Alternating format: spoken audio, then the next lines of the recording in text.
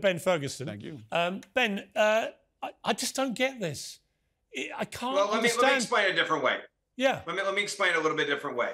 There's two problems here. One, there's zero accountability with the money we're sitting over there right now. There's massive amounts of corruption with Ukrainian oligarchs, and many of their families are in five-star hotels in Warsaw, and we're paying an insane amount of money that's not going to the battlefield. So there's a problem here with accountability. That's one of the questions that must be answered before we send more funds.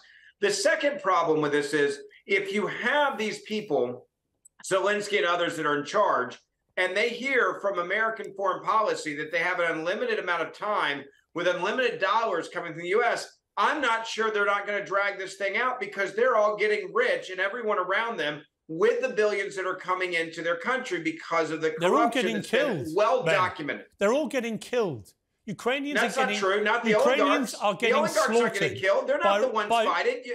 How do you, a Republican, let me ask you a question. When Saddam Hussein invaded Kuwait, for example, did you think it was right that America went to support and kick him out? I think it was right the way that we fought that war and we got them out quickly and we didn't stay forever on end. And that's right, one of the different problems here. You agreed that when somebody invaded a sovereign country, the right thing to do, even though Kuwait was not a member of NATO, was for American forces, including troops on the ground, should get involved to kick him out, right? Piers, there's a difference between Kuwait. Did you agree with that? First of all, do you agree with that? Yes, because it was a quick interaction. So why don't you agree with helping Ukraine?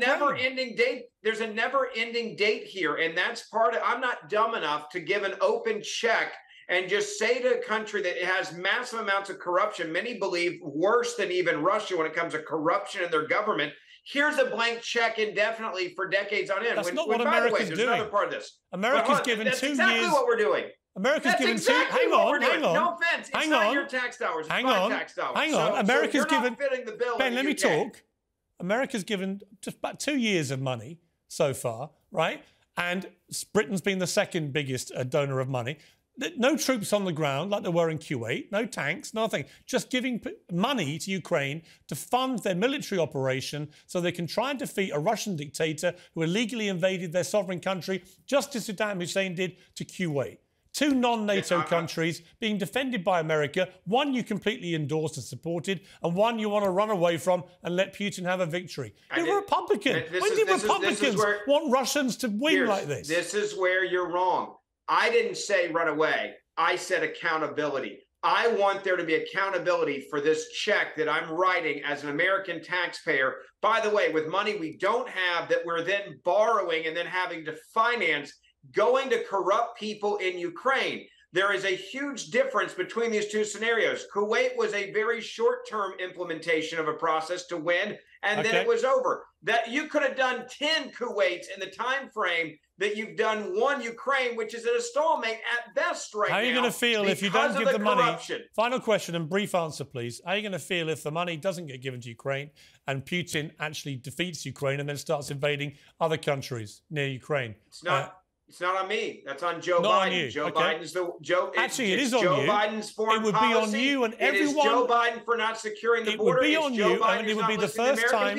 Be the first time in modern American history where it was the conservative right that allowed a Russian dictator to rampage his way through Europe and take what he wanted. When you're being held hostage, I find that staggering.